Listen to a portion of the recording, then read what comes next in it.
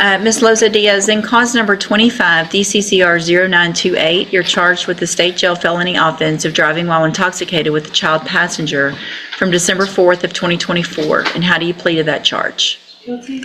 Are you pleading guilty freely and voluntarily? And are you pleading guilty because you did what they charged you with? Yes. I have here on the tablet some documents that have your signature on them that the state has marked as exhibit number 1. Before you sign these, did you go over them with Mr. Macon? Do you fully understand them? Yeah. Is there something you don't understand? No. Do you understand if I follow the agreement that you made with the district attorney that you'll be waiving or giving up any right to appeal? So if I follow the agreement, you can't change your mind later. Do you understand? And so it looks like the agreement that you reached is for 2 years in the state jail prison, but instead of serving 2 years in the prison, you would be, that would be probated. You'd be on probation for 5 years. You would be ordered to pay a $1,000 fine and to follow all of the rules and conditions of probation. Is that your understanding of your agreement? Do you also understand, if you're not a U.S. citizen, that a plea of guilty or no contest may result in your deportation, exclusion from admission to the country, or denial of naturalization under federal law? Yes. State tenders number 1. No objections, Your Honor. It's admitted. Is there any evidence that Ms. Loza Diaz is not competent? No, Your Honor. All right, ma'am, I'm going to find that you entered your plea of guilty freely and voluntarily, find that you're mentally competent and you understand the nature and the consequences of your plea, find sufficient evidence to find you guilty. However, I'm going to reset your case so that the probation department can do a pre-sentence report. That'll give me more information about you and your case, and then we'll come back later for sentencing. You need to stop and talk to probation before you leave the courtroom today, and she's sitting at that desk right over there, okay? All right, we'll see y'all back at sentencing. And this is 23 DCCR 0530. Mr. Thomas's case is set for trial to begin with jury selection next Monday. What is the announcement? Judge, I would be able to announce I'm ready, but there is one issue. Evidently, there was a TRO hearing that was done recently in regards to these allegations. I'm not representing him on the family law case down the hall, but he did bring me some documentation in regards to that, but I understand it was on the record, and I would like a chance to get the transcript, especially given the testimony about the complainant. Okay. I I'm would okay think with you that. would want that as well, probably. So why don't I do this? Why don't I reset it to just a review docket? You guys can both get that Okay. transcript, and then if it changes something, then we can revisit. I know this was a plea that was rejected. If right. there's something that changes and we go back to something, then you guys can let me know. Otherwise, we'll put it back on the trial docket after that if it's not Okay. worked out. All right. Stay in touch with Mr. Lewis, and then he'll let you know when you need to be back, Yes, okay?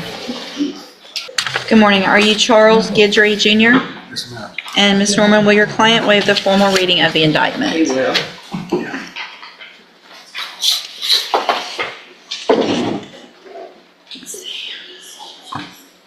Mr. Guidry, in cause number 23-41646, you're charged with the state jail felony offense of theft in aggregation amounts from January 1st of 2022, continuing through June 30th of 2022. And how do you plead to that charge? Guilty. Are you pleading guilty freely and voluntarily? And are you pleading guilty because you did what they charged you with?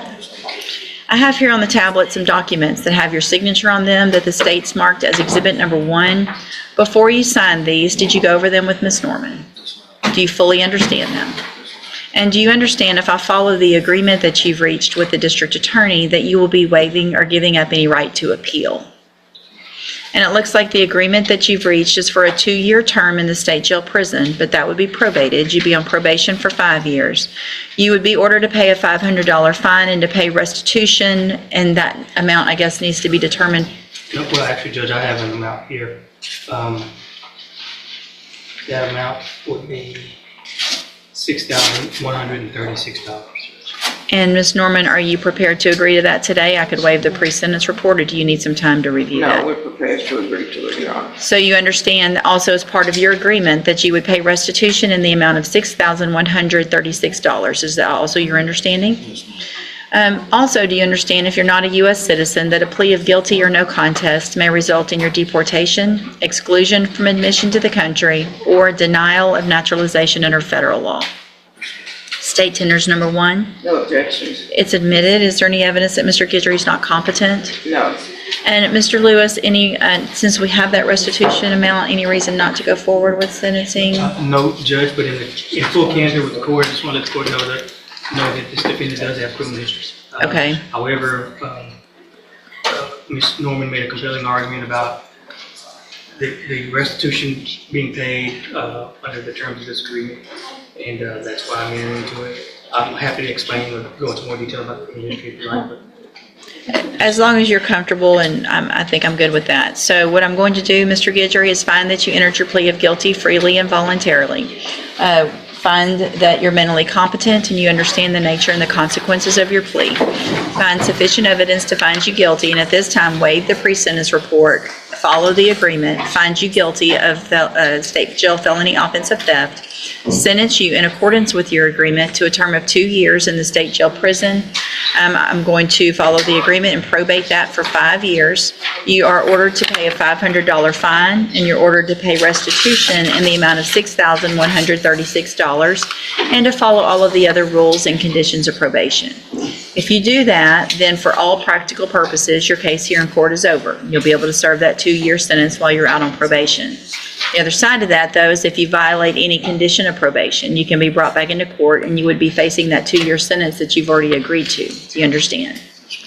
$6,000 is a lot of money. Some people think, I've got 5 years to pay it. I want to make sure you understand. I want you to start making payments on that immediately. Even if it's a little bit every month, it'll add up. Some people think, well, I'll wait till my tax refund next year, or I'm going to sell something. So make sure you make payments regularly, because what can happen is you can do everything else you're supposed to do on probation correctly. And at the end of the probation, if you haven't paid that restitution and I make a finding that you could have paid it, you could still be revoked after 5 years and go to prison. So it's very important that get paid back, okay? I'm handing you the trial court certification. That shows that this was an agreement that I followed, and so you have waived your right to appeal. I also handed you a written admonishment regarding your ineligibility to possess a firearm or ammunition. Because of the judgment entered against you, you're ineligible under Texas law to possess a firearm or ammunition. Possession of a firearm or ammunition could lead to charges against you. Firearm is a legal term, and you should read that written document to see what devices qualify as a firearm. If you have questions about the laws that make you ineligible to possess a firearm or ammunition, or about how long that lasts, you can talk with Ms. Norman. All right, if you'll just have a seat here in the courtroom, probation will get your paperwork together. She's at that desk right there. She'll call you up when she's ready to go over your paperwork. All right, good luck to you, sir.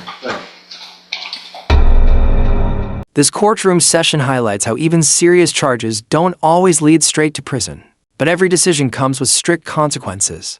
In the first case, Bethany Loza Diaz pleads guilty to driving while intoxicated with a child passenger, a serious felony offense.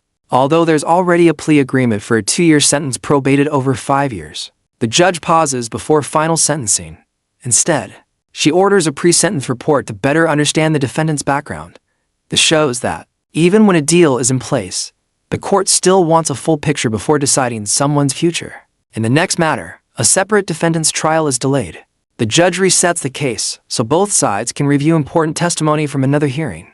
This reflects how trials can shift direction when new evidence or transcripts come into play, sometimes reopening the door for negotiations or changing legal strategy. Finally, Charles Greet Jr. pleads guilty to felony theft involving over $6,000. He receives a 2-year sentence, but like the first defendant, it's probated over 5 years instead of immediate jail time. However, the judge gives a strong warning: paying restitution is critical, even if he follows every other rule. Failing to repay the money could still send him to prison later. Overall, this session shows a consistent theme: probation is not freedom. It's a second chance under strict conditions. The judge gives opportunities, but makes it clear that any mistake, delay in payments, or violation could quickly turn that opportunity into jail time.